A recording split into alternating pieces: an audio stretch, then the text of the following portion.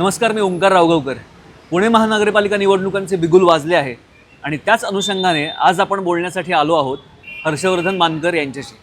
हर्षवर्धन मानकर हे प्रभाग क्रमांक 11 राष्ट्रवादी काँग्रेस पक्षाचे अधिकृत उमेदवार आहेत. तर चलाच त्यांचं विजन आणि त्यांची दिशा ही त्यांच्याशी डिस्कस करूयात. दादा, खूप खूप स्वागत आहे. नमस्ते.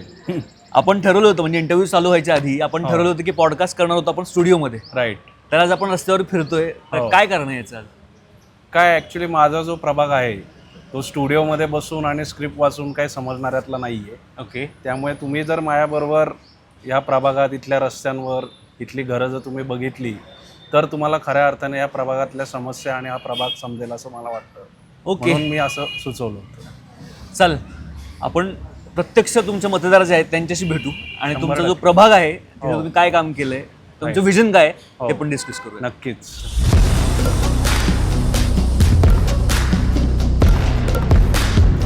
साधारण या प्रभागाबद्दल जेव्हा आपण बोलतोय तर कुठल्या कुठल्या एरियाजमध्ये हा प्रभाग आहे आणि साधारण लोकॅलिटी किती आहे त्याची साधारण? हा प्रभाग साधारण म्हणजे SNDTच्या इथनं चालू होतो अच्छा. आणि वनाज कॉर्नर जो आहे कोथरूडचा हां. तिथपर्यंत पौड फाट्याची सगळी उजवी बाजू या प्रभागात येते. ओके. आणि साधारण 71,000 नागरिकांचा हा प्रभाग आहे. अच्छा. पण मी जे बघितलंय या प्रभागामध्ये सोसायटी पण आहेत, पलीकडे झोपडपट्टी पण आहे, बरोबर. कॉलेजेस आहेत. सो असं एक डेमोग्राफिकली पण नाही का वेगवेगळे चॅलेंजिंग भाग आहे. Right. So त्याकडे तुम्ही कसं बघता? म्हणजे सगळ्यात आधी मी तुम्हाला सांगेन की झोपडपट्टी म्हणण्यापेक्षा वस्ती विभाग जर तुम्ही म्हणलात तर जास्त योग्य राहील. ओके. आणि या भागामध्ये साधारण 40% सोसायटी भाग आहे हां. आणि 60% हा वस्ती विभाग आहे. पण साधारण आपण जेव्हा ह्या विषयी नाही का म्हणजे वस्ती भागाविषयी जेव्हा बोलतो आपण, तर तो बऱ्यापैकी तुमच्यासोबत कायमच राहिलेला आहे किंवा ते तुमच्या मानकरांचे बरोबर. पाठीशी प्रत्येक निवडणुकांमध्ये राहतात. बरोबर. सो असं काय तुमचं नातं आहे त्यांच्याशी किंवा तुम्ही काय त्यांच्याशी नाही का की बांधून ठेवलेले आहात की ते तुमच्या पाठीशी कायम राहतात? कसे 2007 माझे वडील पहिल्यांदा या भागातनं निवडून आले हां. आणि 2007 जरी ते अधिकृतपणे इथले उमेदवार असतील हां. तरी त्याच्या आधी 5-10 वर्षापासून इथले जे काही जुनी लोक होती, जे बाबा स्थानिक गावकरी असतील किंवा जे काय असतील, त्यांच्या संपर्कात ते पूर्वीपासून होते. आणि नगरसेवक इथं नसताना सुद्धा त्यांच्या समस्या त्या काळात सुद्धा भाऊ सोडवत होते. बरोबर. आणि 2007 पहिल्यांदा वडिलांना त्यांनी ह्या इथल्या नागरिकांनी निवडून दिलं आणि त्या काळात मला अभिमान वाटतं की महाराष्ट्रामध्ये सगळ्यात जास्त मतांनी दीपक भाऊ या प्रभागातनं निवडून आले. आणि तेव्हापासून जे अतूट नातं आमच्या परिवाराचं आणि इथल्या नागरिकांचं तयार झालं आहे ते आजपर्यंत कायम आहे आणि ह्याच्या पुढेही ते कायम राहील हा विश्वास मला आहे. त्याच म्हणजे ह्याच विषयी आपण जेव्हा बोलतोय, सो दीपक मानकरांचा मुलगा असणं बरोबर. हे कितपत म्हणजे हे अपॉर्च्युनिटी आहे की चॅलेंज आहे? काय वाटतं? म्हणजे हे लोकांच्या दृष्टीने जेव्हा त्यांच्या अपेक्षा तुमच्याकडून असतात, बरोबर. So हे चॅलेंजिंग वाटतं की काय काय हाऊ टू सी? नाही, चॅलेंज तर नक्कीच आहे. कारण काय मागच्या 15-20 वर्षामध्ये भाऊंनी जे एकदम अतूट नातं या लोकांबरोबर केलेलं आहे किंवा या लोकांसाठी जे काम केलेलं आहे, तर आज माझ्यावरती जी जबाबदारी येत असताना मला ते प्रेशर नक्कीच आहे की हे जबाबदारी मी त्याच जोराने पुढे पार पाडू शकेल की नाही.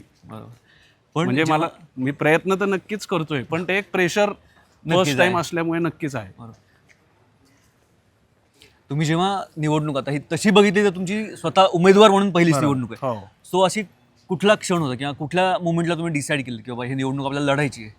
2017 ॲक्च्युली मी तयारी चालू केली होती की माझ्या बाबांनी मला सांगितलं होतं की पुढच्या पंचवार्षिकला तू काम करायचं आहे. मी ॲक्च्युली संघटनेमध्ये 2003 काम करतो, माझ्या कॉलेज वयापासून काम करतोय. आणि कधी ना कधी याच्यामध्ये उतरायचं हे तर क्लिअर होतंच. पण 2017च्या निवडणुकीनंतर जेव्हा बाबांनी सांगितलं की बाबा आता पुढच्या वेळेला तू उभं राहायचं आहे, तर त्याच दिवशीपासून मी रोजच्या रोज म्हणजे इथं ऑफिसला बसून नागरिकांच्या ज्या काही रोजच्या समस्या आहेत त्या सोडवण्यासाठी मी नक्कीच नमस्ते हो चालते हो. हा जो कनेक्ट आहे तुमचा सामान्य नागरिकांशी, बरोबर. सो हा कसा तुम्ही मेंटेन ठेवतो? म्हणजे आता निवडणुका पण नव्हते किंवा असं काही हे पण नव्हतं, पण हा मेंटेन कसा ठेवला तुम्ही? नाही, मी तुम्हाला जसं सांगितलं तसं निवडणूक असो किंवा नसो 365 दिवस आम्ही लोकांमध्ये आहे. आणि रोज मी 2 तास गेले 5-10 वर्ष इथं ऑफिसला बसून लोकांच्या समस्या आणि नागरिकांमध्ये जाऊन जे काही त्यांचे प्रॉब्लेम आहेत ते सोडवण्याचा आम्ही रोजच्या रोज आमचा उपक्रम चालू असतो. बरोबर. तुमच्या आता जेव्हा तुमच्या भाऊंविषयी बोलतोय आपण, वडिलांविषयी जेव्हा बोलतोय, सो त्यांचं कुठली एखादी नाही का की टिप तुम्हाला त्यांनी नाही का मार्गदर्शन किंवा निवडणूक जेव्हा फॉर्म भरलात तुम्ही तेव्हा एखादा कुठला सल्ला त्यांनी दिला की तुम्ही तो कायम आत्ता लक्षात ठेवतो किंवा प्रचारादरम्यान तुम्ही इम्प्लिमेंट करताय? त्यांनी मला तेच सांगितलं की पुन्हा निवडणुका आज असतात उद्या नसतात, पण आपलं जे नातं या लोकांबरोबर जोडलेलं आहे ते तू प्रामाणिकपणे पार पाड आणि आलेला माणूस कधी आपल्या इथनं हिरमुख होऊन जाता कामा नये आणि त्याची समस्या जागेवर सोडवली गेली पाहिजे, हेच फक्त उद्दिष्ट तू तुझ्या आयुष्यात ठेव. आपण आत्ता बोलताना बघितलं की 2017चे इलेक्शन्स पण बघितले आपण. हो. पण 17चे इलेक्शन्स आणि आत्ता 25चे काय तुम्हाला नाही की जाणवतं की बदल जाणवतं? बरोबर. मस्त आहे. बरं आहे का? आमच्या इथे खूप छान कामं केली आहेत पहिल्यापासूनच. म्हणजे आम्हाला तर एवढ्या वर्ष नाही का ग, एवढ्या वर्षामध्ये आम्हाला तर तुमच्यासारखे नगरसेवक लाभले म्हणजे पुण्यच म्हणायचं. बर. आणि नाही खरंच म्हणजे देव माणूसच एक भेटला आम्हाला, आम्ही असं समजू. तुमचं राहू द्या प्रेम असंच. नक्की एक नंबर शेवटपर्यंत आम्ही तुमच्या बरोबरच राहणार आणि 100% तुम्ही निवडून येणार आणि ही आमची गॅरंटी, आमचा आत्मविश्वास आहे धन्यवाद. की तुम्हाला 100% निवडून तुम्ही, आम्ही लोक तुम्हाला देणार, तुमच्या पाठीशी आहे, काही काळजी करू येस. नका. तुमची कामं पण खूप छान असतात. बरोबर. धन्यवाद. हो. तर आपण बोललो की मागच्या 2017चे इलेक्शन्स हो. आणि आता येणार हे 26चे इलेक्शन्स. बरोबर. तर लोकांचा रिस्पॉन्स आणि एकंदर तुमचे नाही का जो इंटरॅक्शन्स होत आहेत, हे आता लोक आपल्याला एवढे रॅन्डमली भेटतात, बरोबर. तर कसा रिस्पॉन्स आहे आणि काय वाटतंय एकंदर? एक तर 8 वर्षाने निवडणुका होत आहेत, त्यामुळे जसं इच्छुक उमेदवार एक्सायटेड आहेत तसंच नागरिकांमध्ये सुद्धा एक एक्साइटमेंट आहे. आणि मला असं वाटतं की 2017पेक्षा नवीन मतदारसंख्या पण आज प्रत्येक प्रभागात वाढलेली आहे. युवक मतदार वाढलेले आहेत. तर मोठ्या प्रमाणामध्ये लोक या मतदानासाठी बाहेर पडतील हा विश्वास मला आहे. पण मोस्टली आता लोकांचं मत जर बघितलं की टिपिकल एक मध्यमवर्गीय भाग पण आपल्या प्रभावामध्ये बऱ्यापैकी आहे, तर मतदानाला तेवढी लोक बाहेर पडत नाहीत किंवा त्यांना त्यात खूप काही टक्केवारी जास्त असते की नसतं मला माहित नाही. पण जनरली हे बघितलं की नाही का साधारण सोसायटीमधला वर्ग जो आहे तो बाहेर पडत नाही. सो त्यांना एक उद्युक्त करण्यासाठी किंवा त्यांना जर एनकरेज करण्यासाठी म्हणून काय प्रयत्न करता तुम्ही किंवा काय सांगाल त्यांना? स्थानिक स्वराज्य संस्थेच्या निवडणुका या आपल्या रोजच्या मूलभूत गोष्टींशी निगडीत या निवडणुका असतात. आणि जसं मी तुम्हाला सांगा की 12 महिने आम्ही लोकांच्या संपर्कात असतो, वस्ती विभाग असो किंवा सोसायटी विभाग असो. आणि सोसायटी विभागाशी पण आमचा दर महिन्याला कनेक्ट असतो आणि त्यामुळे ती लोक सुद्धा नक्कीच मतदानासाठी बाहेर पडतील असं मला वाटतं. आपल्या प्रभागामध्ये कॉलेजेस, MIT सारखं मोठं कॉलेज असेल किंवा इथे नवं मतदार जसं तुम्ही म्हणाल, बरोबर. सो यंगस्टर्सला त्यांच्यासाठी म्हणून काही तुमच्याकडे अशी काही योजना किंवा त्यांच्याकडे काही विजन आहे का काही तुमच्यासाठी? हो नक्कीच. आता इथं सुद्धा सुशिक्षित वर्ग आणि बऱ्याचशा या भागामध्ये जे युवक वर्ग आहे, बेरोजगारीचा मोठा प्रश्न आज म्हणजे इथंच नाही तर पुणे शहरामध्ये सगळीकडेच आहे. तर त्या दृष्टीने बाबा स्किल डेव्हलपमेंट असतील किंवा ITIच्या आधारित काय म्हणजे आधारावरती आपण काही करू शकलो तर असे वेगळे प्लॅन्स माझ्या डोक्यामध्ये आहेत. म्हणजे रोजगारासाठी काय जास्तीत जास्त कंपन्यांशी नव्या टायअप करणं म्हणा असे विविध उपक्रम माझ्या डोक्यामध्ये आहेत. मोस्टली आपण बघितलं की नाही का साधारण हो चालेल. रस्ते, पाणी आणि मूलभूत गरजा, ह्या तिन्ही विषयीच सगळ्यांच्या तक्रारी असतात नागरिकांच्या. तुम्ही जेव्हा प्रभागामध्ये फिरता बरोबर तेव्हा सगळ्यात जास्त जो मोठा प्रश्न आहे तो कुठला तुम्हाला जाणवला आणि तो टॅकल करण्यासाठी तुमची काय योजना आहेत? आमचे म्हणजे हे जे तुम्ही सांगितले की रस्ता, वीज, पाणी, हे सोडून बेरोजगारी एक मोठा प्रश्न आहे आणि दुसरा आरोग्य आणि मेडिकलचा एक मोठा प्रॉब्लेम म्हणजे वस्ती विभागामध्ये आम्हाला जाणवतो की अचानक एखाद्या घरामध्ये जर काय मेडिकल इमर्जन्सी आली तर तेव्हा या लोकांची जी पळापळ होते ती एक मोठी समस्या मला जाणवते. आणि अजून एक म्हणजे आपण जेव्हा वस्ती विभागामध्ये बोलतोय तर गुन्हेगारीकरण आणि त्या अनुषंगाने इथे चालणारे बेकायदेशीर व्यवसाय, सो ते ॲड्रेस करण्यासाठी किंवा त्याच्यावरती सोल्युशनसाठी तुम्ही कसं काय बघताय त्याच्याकडे? गुन्हेगारीचं परत मेन मला बेस जो काय वाटतो तो अनएम्प्लॉयमेंटच हा मूळ आधार आहे की जेव्हा रोजगार उपलब्ध नसतो तेव्हा युवक वेगवेगळ्या मार्गाला लागतो आणि इथलं आजूबाजूचं वातावरण सुधारण्यासाठी आपण काय करू शकतो हा पण एक विषय महत्त्वाचा आहे की म्हणजे पोलीस यंत्रणेला आम्ही वारंवार इथे काही भागामध्ये नवीन चौकीसाठी आम्ही मागणी केली. ओके. पण गेले 10 वर्ष झालं अजूनही ती चौकी म्हणजे माझे वडील दीपक भाऊ मानकर त्यांनी खर्चातनं इथं चौकीची जी जागा होती आरक्षित जागा तिथं ती सगळी डेव्हलप केली, सगळं फर्निचर केलं, पण अजूनही ती जागा रिकामी आहे. तर तिथं का अलॉट होत नाही हा माझा मूळ प्रश्न आहे आणि त्याच्यासाठी पुढील काळामध्ये मी फॉलोअप घेईन. CCTV कॅमेरे हे आज काळाची गरज झालेली आहे की प्रत्येक गल्लीबोळामध्ये CCTV कॅमेरे हे लागलेच पाहिजे आणि आई वडिलांनी पण जरा मुलांकडे लक्ष दिलं पाहिजे की आपण आज बघतो की या भागातले गोरगरीब ज्या महिला आहेत ते दिवसभर कामावर असतात. बरोबर. आणि आपला मुलगा कुठे आहे, त्याचे मित्र कोण आहेत, तो दिवसभर कुठे असतो, हे प्रश्न काय होतं बाबा आपला लाडाचा मुलगा म्हणून त्याचे फक्त लाड पुरवायचे आणि त्याला काही बोलायचं नाही. तर आई वडिलांची पण एक सोशल रिस्पॉन्सिबिलिटी नक्कीच आहे. बरोबर. तुम्हाला जे सपोर्ट असतो कायम तो इथल्या स्थानिक जे गणेश मंडळाचे कार्यकर्ते आहेत त्यांचा तुम्हाला बऱ्यापैकी पाठबळ असतो. म्हणजे कुठलेही इव्हेंट, मी तुमचे इव्हेंट बघितलं, दहीहंडी असेल, गणपती असतील, इलेक्शन असतील, सो ते नातं किंवा त्यांच्यासोबतचा तुमचा रॅपो कसा आहे किंवा त्यांना सपोर्ट करण्यासाठी म्हणून किंवा त्यांना पाठबळ देण्यासाठी म्हणून तुम्ही काय काय करता, साधारण काय काय केले? क्रिकेट प्लेयर्स या भागामध्ये मोठ्या प्रमाणामध्ये आहेत. म्हणजे प्रत्येक गणेश मंडळाची इथं स्वतःची एक क्रिकेटची टीम आहे आणि वेगवेगळे म्हणजे मॅचेस इथं वर्षभरामध्ये ऑर्गनाईज केले जातात. वेगवेगळ्या संस्था आहेत. तसंच आमचं एक मैत्री प्रतिष्ठान म्हणून एक प्रतिष्ठान आहे, ते मोठ्या प्रमाणावरती क्रिकेट मॅचेस घेतात. आणि मला खूप आनंद आहे, जसं तुम्ही आत्ता थोड्या वेळापूर्वी गुन्हेगारीचा प्रश्न विचारला, तर ह्या भागात पण आता वस्ती विभाग असल्यामुळे थोडं ते वातावरण होतं. बरोबर. पण जेव्हापासून हे क्रिकेटची आवड या मुलांना निर्माण झाली आहे तेव्हापासून बऱ्यापैकी मुलं त्या वाटेवरती जाणं कमी झालेले. इथे कार्यकर्ते दिसतात गणपती मंडळाचे, त्यांच्याशी बोलूयात आपण.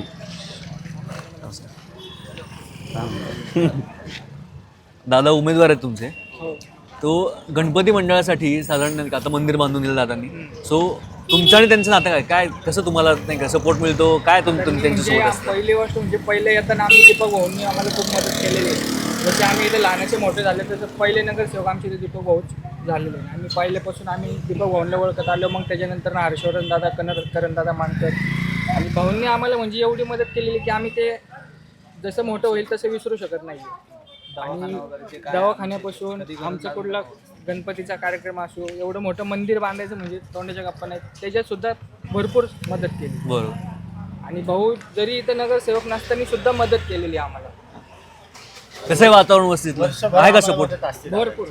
सर्वसामान्य माणसांच्या घरांमध्ये जाऊन म्हणजे चाळीतल्या प्रत्येक लोकांच्या घरात जाऊन समस्या उचलून त्यांनी ते केलेल्या गोष्टी. त्यामुळं तरी ह्यावेळेस म्हणजे प्रत्येक वेळेस तर तेच असतं आम्हाला आणि यावेळेस पण तेच असतं. मागच्या वेळी होता सपोर्ट चांगला 17च्या वेळी, यावेळी काय वाटते 26ला? भरपूर. जसे भाऊ फिरलेले आहेत तसे दादा फिरतात, तसे म्हणजे भाऊंला बघूनच दादांकडे बघते ते सगळे. आणि जरी भाऊ नसले तरी दादा समजूनच भाऊ पाठीशी आहे. दादा पण खूप मदत करतात आम्हाला. पण वडिलांसारखं करतील का काय वाटतं? भरपूर 100%. त्यात काही शंका नाही. थँक्यू. आम्ही जिथं राहतो त्याचं आमच्या शाळेत कोणत्याच गोष्ट ना पाण्याचा प्रॉब्लेम आहे, लाईटचा प्रॉब्लेम, म्हणजे आम्हाला कोणत्याच गोष्टीचा प्रॉब्लेम आत्तापर्यंत तरी आलेला नाही आणि यापुढे येणार नाही. दादा मागायचे आमच्या लोकांनी जेवढे मी हे केले ना, दादांशी संवाद साधला होता ना, ते सगळ्यांनी फक्त एवढंच मागणी केली होती की आम्हाला मंदिर आमचं हे बघ. दादांना बाकीची कुठल्याच समस्यांची काही कधी कधी आणूनच दिल्या नाही त्या समस्या. फक्त दादांना हात करतो आमच्या मंदिराचं काम आता रेग्युलर सगळं चालू आहे, सगळं चांगलं आहे, सगळं दादांमुळेच चालतं, त्यांच्याच ह्यांच्याकडे चालतं. निवडणुकीपुरतेच नाही तर आम्हाला वर्षभर कायम फिरत असतात. आमची इथे ऑफिसच आहे ना त्यांचं, काय प्रॉब्लेमच नाही आम्हाला. चालेल. चल, धन्यवाद. धन्यवाद. थँक्यू. धन्यवाद.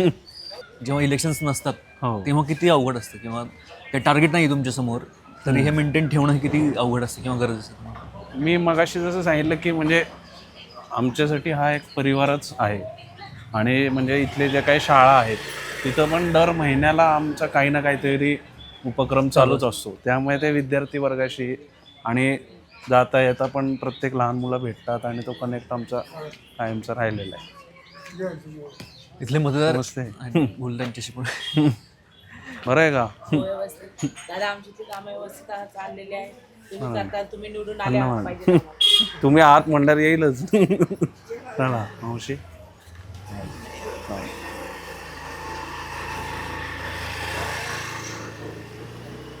आपण शाळांविषयी बोलत होता. हो. सो मराठी शाळांचे किंवा PMCच्या ज्या शाळा आहेत त्यांची पटसंख्या दिवसेंदिवस कमी होत चालली आणि पालकांचा ओढा जो आहे तो प्रायव्हेट स्कूल्सकडे जो आहे. Right right. सो जे शाळांचं क्वालिटी ऑफ एज्युकेशन जे आहे ते वाढवण्यासाठी किंवा इम्प्रूव्ह करण्यासाठी काय तुमच्या डोक्यात काय वाटतं, काय केलं पाहिजे? माझं तर पहिलं उद्दिष्ट इथल्या प्रभागातल्या शाळा आणि हॉस्पिटल हेच माझं उद्दिष्ट आज नाही, 2017पासून तो माझा प्लॅन होता.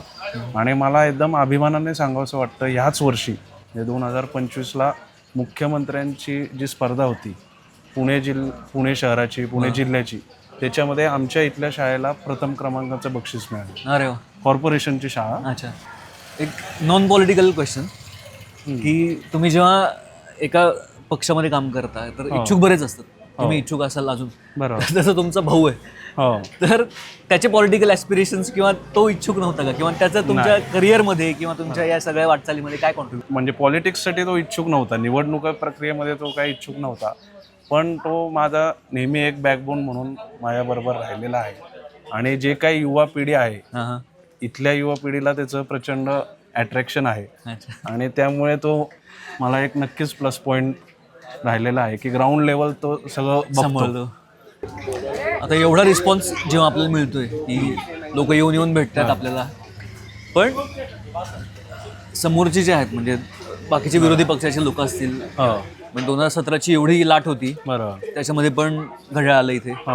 आता 26ला पण प्रचंड प्रमाणात तिकडे हे झालेलं आहे किंवा लाट असल्यासारखंच आहे. बरोबर. सो ती लाट नाही का काउंटर करण्यासाठी म्हणून बरोबर किंवा तुम्ही काय असं नाही का की फिल्डिंग लावताय थोडक्यात की बाबा ते आपण ह्यावेळी पण शुअर शॉट निघेल? बरोबर. एक तर उमेदवार निवडताना आम्ही असे उमेदवार निवडलेले आहेत की जे गेले माझ्याबरोबरच गेले 8-10 वर्ष ग्राउंड लेवलला काम करतायत, त्यांचा लोकांशी रोजचा संपर्क आहे. त्यामुळे उमेदवार निवडताना तरी आम्ही योग्य निर्णय घेतला आहे असं मला वाटतं. आणि मी हे कॉन्फिडन्सली सांगतो की यावेळीसुद्धा मागच्यापेक्षा जास्त मतदान आम्हाला होईल आणि आमचे सगळे उमेदवार निवडून येईल याच्यावरती मला पूर्ण विश्वास आहे. आणि काय जे काम आम्ही केलेलं आहे आणि मागच्या वेळी एक दुसऱ्या विचारांचा उमेदवार इथं निवडून आला होता, तर त्याचं काम लोकांनी पाहिलेलं आहे आणि लोकांना ती त्यांची चूक आता लक्षात आलेली आहे. आपण मगाचपासून फिरतो म्हणजे हा वस्ती विभाग जसं तुम्ही म्हणताय किंवा हा स्लमचा एरिया जो आहे, पण जो स्लम म्हणलं की जे डोळ्यात समोर येतं की टिपिकल नाही का घाण असेल, गटारी असतील किंवा अस्वच्छता जी डोळ्यासमोर येते, बरोबर, तर तसं काही इथे दिसत नाही. म्हणजे ज्या प्रकारचे रस्ते आहेत किंवा ज्या प्रकारची स्वच्छता किंवा मूलभूत गरजेच्या ज्या गोष्टी आहेत त्या इथे खूप चांगलं मेंटेन ठेवलेत तुम्ही. राईट. सो आणि म्हणून मे बी नाही का ज्या लोकांचा रिस्पॉन्स मिळतोय आपल्याला की येऊन सांगतायत लोक, बरोबर. सो ती एक तुमची जमेची बाजू असू शकते का? काय वाटतं तुम्हाला म्हणजे याच्याविषयी? नक्कीच. पण हे त्याच्यासाठी एक लॉंग टर्म प्लॅन आम्ही आखला होता आणि जनजागृती मोठ्या प्रमाणामध्ये करून लोकांना सवय लावली की जाता येता आपण हे रस्त्यावरती कचरा नाही टाकायचा, हे करायचं. तिथं आधी बरे म्हणजे 10-12 कंटेनर होते, तर अख्खा प्रभाग आम्ही कंटेनर मुक्त केला. किंवा इकडे स्वच्छतागृह वगैरे जे दिसतात किंवा बाकीचे पण आहे. सो हे फक्त नाही का म्हणजे अर्थात नाही जस्ट नॉट अबाउट यू, पण प्रभागातल्या लोकांनी पण ज्या प्रकारे मेंटेन ठेवलं, सेल्फ मोटिवेशन शिवाय लोकांना ते शकत नाही किंवा त्यांना पण कळणं गरजेचं आहे की आपलीच रिस्पॉन्सिबिलिटी आहे. आणि ह्याच्यामध्येच मी तुम्हाला सांगेन की 2012 नंतरच्या इलेक्शनमध्ये जेव्हा महानगरपालिकेची एक स्पर्धा असते सगळ्यात स्वच्छ प्रभाग, त्या स्वच्छ प्रभागामध्ये आपल्या प्रभागाला 2 नंबरचं बक्षीस मिळालं होतं पुणे शहरामध्ये. म्हणजे वस्ती विभाग असून स्वच्छता इथं जी आहे त्याच्यामध्ये. आपण आत्ता मागच्या पावसाळ्यात बघितलं पूर्ण तुंबून गेलो होतं अख्खं, हो, सगळे रस्ते पाण्याखाली. सो इकडची अवस्था पावसामध्ये काय असते म्हणजे गटारींची किंवा इकडचं एकंदर अवस्था काय असते, परिस्थिती काय असते पावसाळ्यामध्ये? आता कसं आपल्याला माहिती आहे की गेले 1-2 वर्ष कमी वेळेमध्ये जास्ती प्रमाणात जो पाऊस होतो त्यामुळे थोडंफार म्हणजे ओव्हरफ्लो होणं हे प्रकार होतातच. पण जसं बाकीच्या वस्त्यांमध्ये जे प्रकार होतात तसे प्रकार इथं कधीच होत नाही. किंवा सार्वजनिक स्वच्छतागृह असतील किंवा बाकी गटारींचं असतील, तसं एकंदर जो फीडबॅक तुम्हाला येतो तो काय जनतेचा समाधानी आहे? हो, नक्कीच समाधानी आहेत. कारण काय इथं आपण 24/7 म्हणजे यंत्रणा आपली अलर्ट मोडवर असतात. स्वच्छतागृहांची साफसफाई असो, तिथं प्रायव्हेट कर्मचारी नेमणे असो, किंवा जे काही ड्रेनेजच्या व्यवस्था असो, त्याच्यासाठी चेंबर साफ करणं, नवीन चेंबर बांधणं, हे कंटिन्यूमध्ये ही कामं चालू असतात. किंवा याच अनुषंगाने एक दुसरा स्वच्छता जेव्हा म्हणतो आपण तेव्हा आहे महिला आणि लहान मुलांसाठी आरोग्य व्यवस्था. बरोबर. सो ते जसं तुम्ही म्हणाल की तुमचे प्रयत्न त्या दृष्टीने आहेतच, हो. पण आत्ताचे जे इन्फ्रास्ट्रक्चर आहे ते नक्कीच मला नाही वाटत की नाही खूप सफिशियंट आहे. पण येत्या काळामध्ये ते करण्यासाठी सफिशियंट किंवा या भागातल्या वस्ती भागातल्या मुख्य करून ज्या लोक आहेत त्यांना जर एक आश्वस्त करायचं असेल की त्यांच्या आरोग्यासाठी जर आपण काम करणार आहोत, तर काय असू शकतं? आत्ता इथं आमच्या इथं प्रभागात म्हणजे शासकीय दवाखाना आहे, पण तो एकदम बेसिक लेवलला त्यांची OPD फक्त आहे. पण भाऊ उपमहापौर असताना आम्ही ती 3 मजली बिल्डिंग तिथं बांधलेली आहे. त्या ठिकाणी येणाऱ्या काळामध्ये मॅटर्निटी हॉस्पिटल आणि त्याचबरोबर बाकीच्या ज्या काही मेडिकल टेस्ट लागतात याच्याशी निगडीत त्या सगळ्या चालू करण्याचा माझा हे आहे प्रस्ताव आहे. आपण जेव्हा आता फिरतो सगळीकडे लोक येऊन भेटतात तुम्हाला, हे करतात, पण हे तुम्ही लोकांना कसं आश्वस्त करणार की आता ठीक आहे तुम्ही भेटताय, निवडणुका आल्यात, तुम्ही त्यांच्या दारात जाताय, पण जेव्हा निवडणुका संपतील तुम्ही एवढेच ॲक्सेसिबल राहणार आहात का, किंवा लोक तुमच्यापर्यंत एवढेच इझिली पोहोचू शकणार आहेत का? निवडणुका नव्हत्या तेव्हा पण मी ॲक्सेसिबल होतो, आणि निवडणुका झाल्यावर 100% मी ॲक्सेसिबल राहील. आणि जसं मी सुरुवातीला पण सांगितलं की एक मोठी जबाबदारी मी माझ्या खांद्यावर घेत आहे, की जे काम माझ्या वडिलांनी केलेलं आहे तसंच काम पुढील काळामध्ये करणं ही नक्कीच मी माझी जबाबदारी समजतो. याच अनुषंगाने आपण जाहीरनामे सगळे प्रसिद्ध करतो. तुमचा पण जाहीरनामा असेल, अजून नाही का की काय वचननामे वगैरे जे काय असेल ते, पण ते काम होतंय का? म्हणजे ते दिलेले तुम्ही आश्वासन असतात ते कम्प्लीट होत आहेत का, फुलफिल होत आहेत का, हे टाइमली किंवा नाही का त्याचं मॉनिटरिंग करण्यासाठी म्हणून तुम्ही काय प्लॅन करता, की ते कसं मॉनिटर करणार तुम्ही की हे दिलेला शब्द पूर्ण झाला नाही झाला? आणि आत्ता माझ्या डोक्यामध्ये पुढच्या 100 दिवसाचा प्लॅन हा रेडी आहे. जसं आपल्याला माहिती आहे की मागचे 3-4 वर्ष निवडणुका न झाल्यामुळे बरीचशी कामं जी नगरसेवकांच्या निधीच्या माध्यमातून होत होती ती कामं काय झालेली नाही आहे प्रशासन राज असल्यामुळे. तर ते जे लाईट, पाणी आणि ड्रेनेजच्या ज्या मूलभूत समस्या काही ठिकाणीमध्ये मागच्या 3-4 वर्षामध्ये उद्भवलेल्या आहेत, त्याच्यासाठी एक 100 दिवसाचा प्लॅन माझा रेडी आहे, आणि तो मी 100% पूर्ण करणार हा विश्वास मी लोकांना दिलेला आहे. याच अनुषंगाने तुमची जेव्हा राष्ट्रवादी काँग्रेस म्हणून तुम्ही जेव्हा लढताय, तुम्ही 3 उमेदवार म्हणून, सो बाकीच्यांचे पण म्हणजे या वॉर्डमध्ये लीड तुम्ही घेतलाय की नॉट जस्ट यू, म्हणजे तुम्ही फक्त प्रचार हे तुमच्यासाठी नाही पण बाकी इतर 2 उमेदवारांसाठी पण करताय. सो त्यांच्यासाठी म्हणून किंवा राष्ट्रवादीचं वातावरण इथे वाढवण्यासाठी म्हणून अशा कुठल्या तुम्ही काय काय केलं होतं का की मॅनेजमेंट किंवा स्ट्रॅटेजीज काय केल्या होत्या का आत्ता? दर महिन्याला जवळपास काही ना काहीतरी उपक्रम आम्ही राबवत होतो. शासन आपल्या दारी हा कार्यक्रम आम्ही दरवर्षी घेतो. त्याच्यानंतर मोठ्या प्रमाणात महिला सक्षमीकरणाच्या माध्यमातून बचत गट आम्ही इथं स्थापन केलेले आहेत. म्हणजे वैयक्तिक आम्ही 3 उमेदवार मिळून आमचे 250च्या आसपास बचत गट या भागामध्ये आहेत. आणि महिला सक्षमीकरणाच्या माध्यमातून आम्ही विविध कार्यक्रम गेले वर्षभर राबवत असतो. एक जस्ट या प्रोसेसमधला प्रश्न म्हणून, जेव्हा तुम्ही उमेदवारीच्या मुलाखतीसाठी गेला असाल तेव्हा इंटरॅक्शन काय होतं अजितदादांचं आणि तुमचं? त्यांनी काय शब्द दिला तुम्हाला किंवा काय गायडन्स दिला का काही? नाही, तसं तर काय गायडन्स, मी त्यांना सगळं ही जी माहिती तुम्हाला सांगितली तीच माहिती त्यांना सांगितली. पण मी कोथरूड विधानसभेचा अध्यक्षसुद्धा गेले 4 वर्ष आहे, त्यामुळे माझं जे काही काम आहे ते बऱ्यापैकी त्यांना माहिती. ते म्हणले अरे बाबा बस तू, मला माहिती आहे तुझं सगळं काम. आपण मग अशी इंग्लिश मिडियमविषयी बोललो किंवा सेम इंग्लिश किंवा प्रायव्हेट स्कूल्सकडे जो ओढा आहे पालकांचा, पण इथे जेव्हा बघतोय मी तर ही मराठी आणि इंग्लिश दोन्ही मीडियमची इथे आहे शाळा. सो हे कसं साधील तुम्ही? 5 वर्षापूर्वी महापालिकेला आम्ही प्रस्ताव दिला की बाबा ह्या भागात सगळे गोरगरीब विद्यार्थी आहेत आणि इंग्लिश मिडियम शाळेमध्ये जाणं यांना काही परवडू शकत नाही, आणि त्याच्यासाठी माझा आग्रह होता की इंग्लिश मिडियम शाळा ही आपल्या प्रभागात व्हायलाच पाहिजे. खरं तर लर्निंग स्कूल चालू करायची होती, पण ठीक आहे तेव्हा काही ती होऊ शकली नाही. पण इंग्लिश मिडियम शाळा आम्ही 5 वर्षापूर्वी इथं चालू केली, आणि आता येणाऱ्या काळामध्ये ही शाळा 10वीपर्यंत कशी करता येईल ते माझं ध्येय असणार आहे. हे तर झालं अकॅडमिक्सबद्दल, पण मुलांच्या ओव्हरऑल पर्सनॅलिटी डेव्हलपमेंटसाठी म्हणून आपण काही इथे ॲक्टिव्हिटीज काही करतो का, किंवा काही त्यांना बाकीच्या सोयी देतो का आपण? आमच्या इथं शाळेचं एक छोटं ग्राउंड आहे, तर तिथं गेले 4 वर्षापूर्वी आम्ही, माझी एक संस्था आहे दिवा प्रतिष्ठान नावाची, त्या माध्यमातून आम्ही लहान मुलांसाठी लाठीकाठी, तलवारबाजी याचं प्रशिक्षण चालू केलं. अच्छा. आणि सर्वात महत्त्वाचं, या प्रशिक्षणामध्ये मुलींना हे प्रशिक्षण पूर्णपणे मोफत आहे. बरं. आणि आज 4 वर्षांनी मला सांगायला आनंद होईल की स्टेट लेवल कॉम्पिटिशनमध्ये या मुलांना जवळपास 50 मुलांनी याच्यामध्ये गोल्ड, सिल्वर आणि ब्रॉन्झ मेडल यावर्षी मिळवलेलं आहे. आणि त्यातली 2 मुलं आता नॅशनल्सला सिलेक्ट झालेली आहेत. आता या पुढच्या आठवड्यामध्ये ते नॅशनल्ससाठी जाणार आहेत. अरे वा. हे प्रशिक्षण देत असताना एखादी मुलगी जेव्हा घराबाहेर पडते तेव्हा ती घरी येईस्तोवर तिच्या आईला जे टेन्शन असतं, ती काळजी तिची कायमची मिटली पाहिजे, या भावनेतून हा उपक्रम आम्ही केलेला आहे.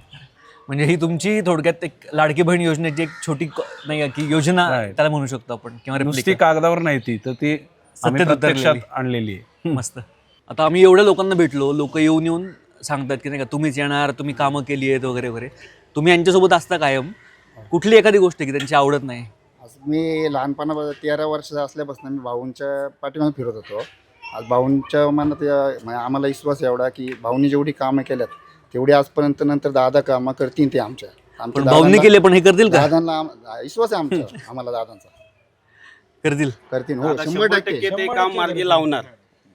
काय वाटतं तुम्हाला? दादांचा फॉलोअप घेण्याचं एक वेगळंच, म्हणजे एखादी गोष्ट मनावर घेतली ना दादांनी, तर ते शेवटपर्यंत उसपर्यंत दादा त्याचा फॉलोअप घेतात. हे आम्हाला अनुभव नाही, असं समजू नका ते समोर, ते समोर नाहीत तर असं समोर. समोर नाही, त्यांनी आम्ही सांगतो, म्हणजे आम्हाला अनुभव आहे तसा. नक्की. हो 100%. एखादं काम घेतलं की ते 100% आणि एकदम प्रामाणिकपणे ते एखाद्याचं कुठलं हॉस्पिटलचं जरी काम आणि असेल, जर काम होत नसेल तर ते डायरेक्ट तोंडावर सांगतात नाही नाही होणार म्हणून उगाच खोटं नाही सांगत की नाही खोटं आश्वासन देत नाही ते. जे काय असेल ते क्लिअर तोंडावरती सांगणार माणसाला की बाबा हे काम तुझं होणार, फिरत नाही बसत होणार तिथं नाही होणार. बाकीच्यांसारखे फिरत बसत नाही. नाही जे काय ते तोंडावर सांगतात. कुटुंबाप्रमाणेच आहेत एक हा. प्रकार. आणि सगळ्यांवर त्यांचं लक्ष असतं की बाबा कोणाचा काही प्रॉब्लेम झाला तर ते विचारतात 10 दिवसांनी यांचं काम पूर्ण झालं का, म्हणजे ते आम्हाला अनुभव याचा, तेच सांगतो.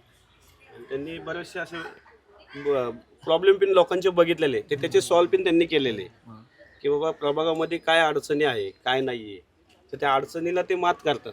म्हणजे की थोडक्यात काय की जर ह्याच्यावरती हे संकट आहे की त्याच्यावरती काय करता येईल आपल्याला, तर त्याच्यासाठी दादांचं खूप मार्गदर्शन असतं त्या लोकांना.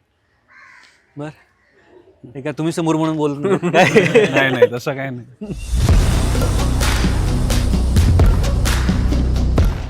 आत्ता आपण आलोय सोसायट्यांमध्ये, हो जो की तसा या एरियातला तसं म्हणलं एक पॉश एरिया आहे. राईट. सो वस्ती भाग आणि हा प्रत्येकाचे प्रश्न वेगवेगळे आहेत. सो हा जो भाग आहे सोसायट्यांचा, त्या मतदारांना तुम्ही काय सांगाल? म्हणजे त्यांचे प्रश्न आहेत, अतिक्रमण असतील, पार्किंग असेल, सुरक्षितता असेल, ते त्यांचे जे कन्सर्न्स आहेत बरोबर. ते निस्तारण्यासाठी तुम्ही काय आश्वासन देत आहे? जसं तुम्ही म्हटलं की सोसायटीमध्ये बाकी तर काय मूलभूत प्रश्न फार कमी असतात. बरोबर. ह्या भागामध्ये काय झालं आहे की 2-3 मोठे कॉलेज आहेत. MITचं मोठं कॉलेज आहे आणि जवळपास 15-20 हजार विद्यार्थी इथे शिकतात. बरोबर. आणि इथले बरेचसे मोठ्या प्रमाणातले विद्यार्थी हे परराज्यातले आहेत आणि इथं त्यांना कुठलं काही बंधन नाही. बरोबर. तर त्यांचा जो उपद्रव आहे तो इथल्या सोसायटीचा सर्वात मेन प्रश्न आहे. आणि त्याच्यासाठी मागील 6 महिन्यामध्ये आम्ही 2-3 चांगले उपक्रम राबवले. आम्ही काय केलं, जिथं ह्या डेड एंडच्या ज्या काही सोसायट्या आहेत तिथं या सोसायटींची मीटिंग घेतली. म्हणजे त्यांनीच आम्हाला बोलवलं होतं की बाबा हा प्रश्न आहे. बरोबर. तर आपण त्या सोसायटींच्या बाहेर बॅरिकेड्स बसवलेत आणि त्याच्यानंतर त्या सोसायटीचे वेगळे बॅच करून फक्त त्या सोसायटीच्या गाड्या आतमध्ये येणार. कारण आधी काय व्हायचं, जो रस्ता होता म्हणजे ज्या बारीक लेन होते तिथं कोणी येऊन बाहेरनं गाड्या लावायचे. स्टुडंट लोक रात्रीचं दारू पिणं म्हणा, बड्डे पार्ट्या, आरडाओरडा रात्रीचं, हे सगळा उपद्रव असायचा. पण हे सगळे नियम केल्यानंतर आणि त्याच्यात आम्ही स्वतः त्यांना सजेस्ट केलं की बाबा हे गार्ड्स तुम्ही तिथं ठेवा. म्हणजे आम्हीच त्यांना गार्ड्स उपलब्ध करून दिले. बरं. त्याचं पेमेंट सोसायट्याच करतात. बरं. फक्त की म्हणजे स्ट्रॉंगली या लोकांना उपद्रव उपद्रव कमी थांबवण्यासाठी ती व्यवस्था केली आणि ती खूप चांगल्यारीत्या सक्सेसफुल झाली. कोथरूड हे पुण्याचं सांस्कृतिक केंद्र पण आहे. म्हणजे आणि तुमच्या वडिलांचं जे नातं आहे या सगळ्या उपक्रमांची, किंवा जे ओव्हरऑल पुण्याचे जे कल्चर आहे, आर्ट्सचं असेल किंवा स्पोर्ट्सचं असेल, तर त्या दृष्टीने तुम्ही कुठले उपक्रम तुम्ही घेत असता या तुमच्या मतदारसंघामध्ये? दरवर्षी सांस्कृतिक कार्यक्रम तर आम्ही घेत असतोच आणि ह्या पलीकडे म्हणजे सोसायटी विभागात सुद्धा लहान मुलांसाठी गणपतीमध्ये मूर्ती बनवण्याची कार्यशाळा असेल किंवा दिवाळीमध्ये आकाशकंदील म्हणा, अजून ग्रीटिंग कार्ड्स म्हणा, असे वेगळे उपक्रम लहान मुलांसाठी आम्ही या भागात सुद्धा घेत असतो. दादा, आपण आता शेवटाकडे वळतोय. आपण तुमच्या प्रभागाची झलक तर बघितलीच आहे, पण काही प्रश्न आहेत जे की ॲड्रेस झालेच पाहिजेत. सो त्याची उत्तर आम्हाला अपेक्षित आहे तुमच्याकडून. नक्की. सो पहिला प्रश्न आहे की तुमच्या वडिलांची लिगसी खूप मोठी आहे. सो अशी कुठली आठवण किंवा एखादी कुठला किस्सा आहे का जो की तुमच्या कायम मनामध्ये घर करून आहे? 2007 जेव्हा पहिल्यांदा म्हणजे भाऊंनी इथनं निवडणूक लढवली तेव्हाचा हा प्रभाग आणि आत्ताचा प्रभागमध्ये खूप फरक आहे. म्हणजे मला आठवते की तेव्हा इथं ओपन गटारं असायची, त्याच्यामध्ये लहान लहान मुलं खेळत असायची आणि काही जो आपण वरती भाग गेलो होतो मगाशी, तिथं काही भाग असा आहे की संध्याकाळी 7-7:30 नंतर महिला म्हणजे शौचालयामध्ये जायला सुद्धा बाहेर पडू शकत नव्हत्या. म्हणजे स्थानिक गुंडगिरी असेल, लूटमार असेल, तर हे सगळे प्रकार तिथं होते. पण त्याच्यानंतर भाऊंनी इथं योग्य ते सगळे कार्यवाही करून हे सगळे प्रकार थांबवले आणि जसं आपण म्हणलो की आज एक सुरक्षित महिला आपल्याला बघायला मिळते या भागामध्ये. आणि जेव्हा मी लोकांमध्ये जातो किंवा हे लोकांच्या भावना ऐकून घेतो की बाबा भाऊंनी मला अशा कित्येक गोष्टी आहेत की ज्या मला पण माहीत नाही, भाऊंनी कोणासाठी काय केलं आहे, बाबा तुझ्या बाबांनी माझ्यासाठी हे केलं आहे ते केलं आहे, तेव्हा जो अभिमान मला वाटतो. आणि मी जसं मगाशी म्हणलो की परत एकदा मला ते बर्डन येतं की बाबा ही लिगसी मी वारसा काय बाबा फक्त नावाने मिळत नाही, तो सिद्ध करावा लागतो. बरोबर. आणि तो सिद्ध मी नक्कीच करेन हा विश्वास मला आहे. पण ते एक बर्डन पण त्याबरोबर नक्कीच आहे की बाबा हे कार्य मला त्याच जोमाने पुढे ठेवता आलं पाहिजे. आता आपण दोन्ही तुमच्या प्रभागाचे भाग बघितले, एक जो वस्तीचा होता आणि दुसरी ज्या सोसायट्या. सो कोथरूड आपण बघतो की ज्या प्रकारे रिडेव्हलपमेंट होत आहेत, ज्या प्रकारच्या बिल्डिंग्स नवीन बांधल्या जात आहेत, सो जो मूळ आत्मा होता कोथरूडचा तोच कुठेतरी नाहीसा होतोय किंवा त्याच्यावरतीच कुठेतरी घाला घातलं होतं असं वाटतं का? काही प्रमाणात हे सत्य आहे. म्हणजे मला वैयक्तिक असं वाटतं की कोथरूड फास्टेस्ट डेव्हलप्ड एरिया आपण म्हणतो पुणे सिटीचा, पण आत्ता रिसेंटली ह्या 5-7 वर्षामध्ये जी काही डेव्हलपमेंट झाली ते कुठेतरी प्लॅनिंग याच्यामध्ये कमी पडलं असं मला वाटतं. एकीकडे गर्दी कमी करण्यासाठी आपण मेट्रो आणली आणि त्याच मेट्रोच्या बाजूने 4 FSI देऊन इथं उंच बिल्डिंग बांधल्या. पण ह्या बिल्डिंग बांधत असताना त्याचं पाण्याचं नियोजन असेल, ड्रेनेजचं नियोजन असेल, याच्यावरती प्रशासनाने कुठेतरी व्यवस्थित प्लॅनिंग ज्या पद्धतीने व्हायला पाहिजे होतं त्या पद्धतीने झालं नाही आहे.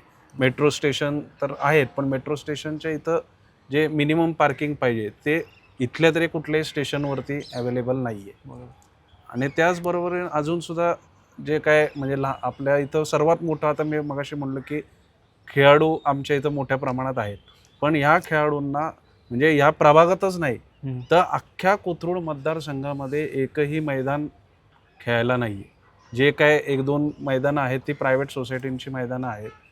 म्हणजे एकही मोठं मैदान नाही आहे, एकही मोठं गार्डन नाही आहे की आज पुण्यामध्ये आपण पूर्वी एवढ्या बागा पाहिल्या, पण आज कोथरूडसारख्या ठिकाणी म्हणावी तशी मोठी बाग अवेलेबल आहे. हे खूप मोठं दुःख आहे. म्हणजे फ्युचरमध्ये आम्ही लोकप्रतिनिधी म्हणून किंवा जे काही दुसरे लोकप्रतिनिधी असेल त्यांनी डेव्हलपमेंट म्हणजे नुसतंच उंच बिल्डिंग नाही तर सोयी सुविधा आणि मनशांतीसाठी लोकांना काहीतरी पाहिजे असं मला वाटतं. म्हणजे एकीकडे कोथरूडचं नाव गिनीज बुकमध्ये आलं होतं, पण हे वेगवान डेव्हलपमेंट आहे, पण ही खरंच संतुलित आहे का? काय वाटतं तुम्हाला? मला तरी नाही वाटत ही संतुलित आहे असं, पण फ्युचरमध्ये आता आपण त्याच्या दृष्टीने काम करू. आता सगळ्यात महत्त्वाचा आणि शेवटचा प्रश्न, तुमचा या वॉर्डसाठी किंवा तुमच्या उमेदवारीच्या निमित्ताने या वॉर्डसाठी तुमचा या मतदारांना काय शब्द असेल आणि तुमच्या वॉर्डसाठी या विजन काय आहे? विजन तर मी बऱ्यापैकी सांगितलेलं आहे, पण वारसाने मला एक वेळ संधी मिळू शकते, पण जर मी माझं कर्तृत्व सिद्ध करू शकलो नाही तर ती लोक मला परत कधी उभं करणार नाही आहेत. पण मला हा विश्वास आहे की जे वचन मी दिलेलं आहे, जो शब्द मी माझ्या नागरिकांना दिलेला आहे तो मी पूर्ण केल्याशिवाय राहणार नाही. आणि हे नुसतं मतदान 1 दिवसाचं आहे, पण ह्या माझ्या वचन जे मी लोकांना दिलं आहे त्याची बांधिलकी माझे आयुष्यभर राहील एवढंच मी सांगेन. नक्कीच. म्हणजे ज्या प्रकारचा कनेक्ट तुमचा लोकांशी आहे आणि ज्या प्रकारचा रिस्पॉन्स आम्ही बघितला त्यावरून तर नक्की दिसतंय की विजयी व्हाल तुम्ही. धन्यवाद. सो ऑल द बेस्ट तुमच्या थँक्यू. निवडणुकीसाठी.